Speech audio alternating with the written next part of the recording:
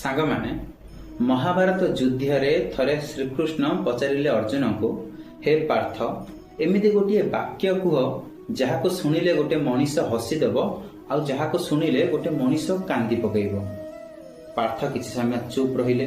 କହିଲେ, ହେ ବାସୁଦେବ, ସେ କଥା ତ ମୁଁ କହିପାରିବିନି ଆଉ ଆର ଉତ୍ତର ହୁଏତ ମୋ ପାଖରେ ନାହିଁ। ତମେ ଏବେ କୁହ ଯେ ପ୍ରଶ୍ନର ଉତ୍ତର କ'ଣ?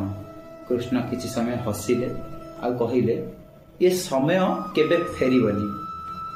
ଏ କଥାରେ ପାର୍ଥ ନିଜେ ଅନୁଭବ କଲେ ଆଉ ନିଜେ ମଧ୍ୟ କହିଲେ, ତୁମେ ଠିକ୍ କହିଛ ବାସୁଦେବ, ଏ ସମୟ କେବେ ଫେରିବନି।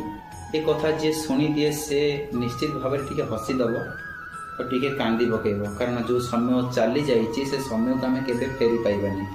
ଯେଉଁ ସମୟ ବର୍ତ୍ତମାନ ଅଛି ସେ ସମୟକୁ ନେଇ ଆମେ ଭବିଷ୍ୟତ କେଉଁ ଭଳିଆ ଗଢ଼ିବା ତାକୁ ଦେଖିବା। ତେଣୁ ପାଷ୍ଟକୁ ଫର୍ଗେଟ୍ କରି ବର୍ତ୍ତମାନକୁ ନେଇ ବଞ୍ଚିବା ଶିଖିବା।